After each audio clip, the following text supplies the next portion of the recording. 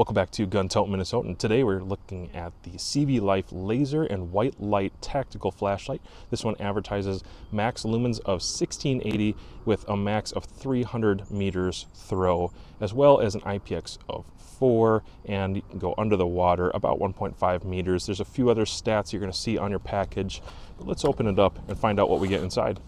When you open it up, you're going to see you have your installation guide. And this is going to tell you how to install the different facets and parts on your light itself. This user manual is actually pretty useful if you've never had a flashlight like this before, which mounts directly to a Picatinny rail. This is something to not lose.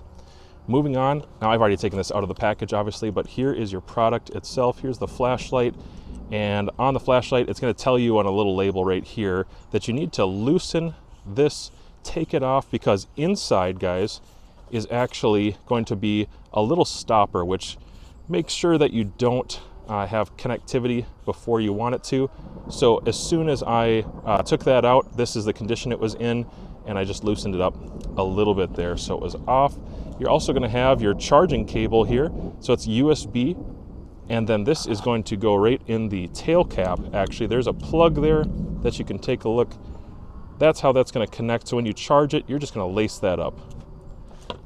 Then you're going to have the rail mount here. So this is for your pressure switch itself. Really cool. Mounts directly to Picatinny. We'll look at that a little closer in a little bit. And then you have a little bit of a sticky pad here, as well as some accessory hardware, M-LOK gear, in case you want to mount it up differently. So that's very cool. Really nice that that's added inside this package. So here's the QD attachment. So if you want to use the pressure pad, you're just going to find a Picatinny slot for it to pop into. And actually, I'll go forward a little bit. I like it right about there, centered up. And it's just a latch, which I can adjust a little bit on the other side, but it snaps on to a NATO piece pretty easily. And here's your momentary. You can see it's got some nice grip on there, and it's differentiated from the constant on. It's really easy to tell which one you have, even if you're in the dark. If you're coyote hunting or predator hunting of some sort at nighttime, you would very quickly be able to figure out which one your thumb is resting on. This one is protected. The constant on is protected. It's a single click. It's, you know, tactile enough, loud enough that you can hear the difference. And then here's your constant on. I can feel the click for momentary. So constant on, and here's momentary. And with momentary, I'm not applying a whole lot of pressure, but it is intentional. And I can feel that responsiveness. I can feel the click going on. It's not super audible, but you know you're doing it. And it seems to have a couple little ridges here which will protect it. If it's in your bag or against something else, I don't believe this is accidentally going to activate, especially the constant on. This is a pretty firm, intentional press, and I like that. It's a good design. This momentary, which would usually be the one that accidentally gets bumped in a bag or maybe in a gun safe, I don't think this one's going to accidentally turn on. This one is also intentional, and it's not risen up to the point where I think it's going to easily have pressure applied to it. These little ridges might protect it from an accidental discharge. On this side, you can see this is the opposing piece to my QD latch. I can loosen that up and take it off like that, and I can actually tighten this up. If I want a tighter fit, this is what I would be adjusting here with a slotted screwdriver. Go ahead and set that back in where I had it, because I liked that spot the best, right about there. And mine is already set, and it's going to grab that on both parts of the rail and snap into place.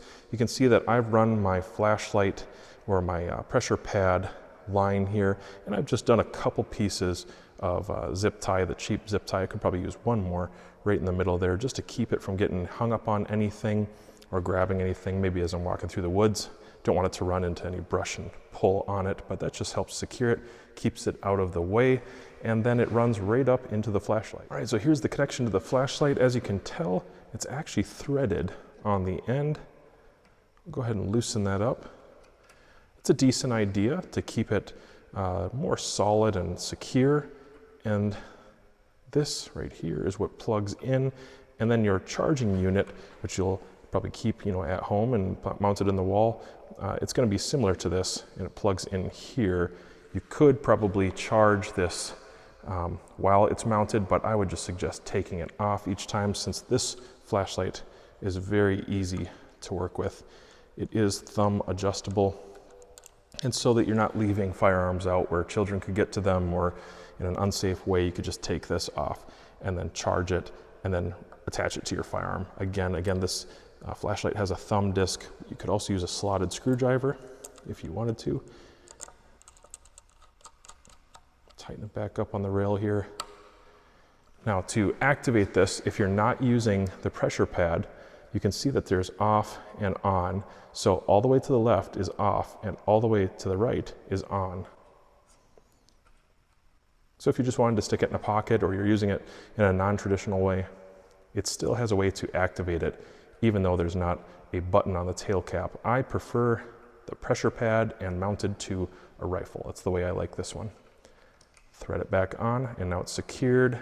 Give it a function test, and it's good to go. All right, well, we're taking a look at a distance right now, about 25 yards. You shouldn't be able to see anything. I'm gonna go ahead and activate the light here. So as you can see right there, that is the mode with the full intensity of the flashlight as well as the laser. And now I'm gonna switch it over. There's just the laser. As you can see, I'll move it around a little bit. Really strong, very strong laser. This is a pretty good performer. Testing it outside, I was very pleased. I'll show you that in a second. And on the activation now, when I go on and off, that's the mode it's on. But with a flick on the laser setting on the flashlight itself in the housing, I can switch, and I can switch off the laser. So if I want to conserve battery life, which I do, I tend to not run it with a laser. But if I was going to set it up in a hunting mode or defensive mode, maybe I would just leave the laser on. Most of the time, I don't leave it with just the laser. I like the combination setting myself. And there's just that white light. As you can see in this area, you're getting a nice circle there, a pattern, but it's lighting up kind of generally a little bit of fill and spill around the sides there. And the room I'm in is extremely large. This is a huge room. That door is 18 to 20 yards away from where I'm standing right now. But I can see everything in this room. And this room right now is, let's see, I believe it's 35 feet to the ceiling and 18 yards across to that door. And that's no difficulty at all. So this light has enough to fill up and spill for the entire room, and I can even see into the corners of every corner in the space I'm in right now with no trouble. There's plenty of light coming off that flashlight. And now we have momentary. So here's momentary. There's a pressure pad, and I can press it. I can feel a nice tactile click. I can hear the tactile click just a little bit. As I click it, there's momentary. And I like that on this particular light, if I want to go to constant on, it's a much more tactile feeling. I can hear it better, and then also it's in a different location. It's actually in a little housing that's kind of protected. It's got some metal around it, and so I'm not going to accidentally bump it, and it's going to be an intentional click to have it on constant.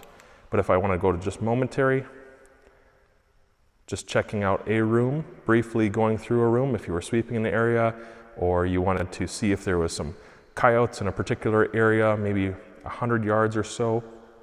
I think this will get you to that distance. Not too difficult anyways. Again, constant, I just press it once and it's on, and then momentary is just one click, and as soon as I take my finger off, it's going to turn off with it. All right, so we're indoors right now, and what you're gonna see here is a room. Again, I'm about 20 yards to the nearest wall next to those chairs. You can see the laser. So the laser there on the wall is decently bright to my eye. I'll switch between the settings. So there's the laser, and down there where those basketballs are, that's actually about 50 yards. So decently bright, it's illuminating very clearly all the way through this interior space, 50 yards, and as you can tell, there's a decent spill and fill to the area I'm in. Where I'm standing right now, it's not such a hot spot to the center that it is only illuminating distance, but it's still making it the 50 yards, and I'm getting a nice spill in the room I'm in. I can see everything very clearly around me, but it's flooding an adequate amount. It's not so much that it's taking away from that hotspot. There's still a decently centered hotspot at 50 yards. The area I'm illuminating right now with the laser, if you can see that, that's 82 yards from right here. It's exterior, and wow, it really does fill and spill into a pretty wide area. There's enough flood here to illuminate probably 25, 30 yards, but there's still a nice center dot. I can see a hot spot out there at 80 yards. I have no doubt that this would get to 100, 150 yards really nicely, pretty clean. And the dot is still looking very tight and bright. Switching over to just the flashlight mode now. Just looking at the flashlight mode here, let's see some trees there at, that's about 45 yards. Looking over there to those trees, that's about 60 yards, very bright. And then over to about 80 yards. Not sure how the camera is going to do with the fog, but to my eye, it's actually quite bright. I can even see a little bit of reflection of some eyes over there to the right. So that's cool. Excellent, excellent light for both near and pretty far. I know I could use this for varminting and do really well with it, or home defense, or maybe just around the house or on the farm.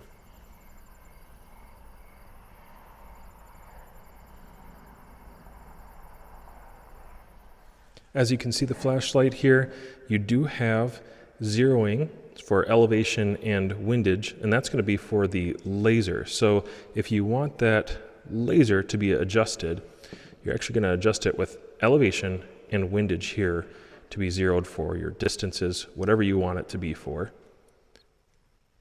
And here is your on-off switch again. Left is off, on is to the right. Indicator is there, so it's still usable. You could still throw it in a pack or a backpack, a pocket, if you wanted to use this not mounted.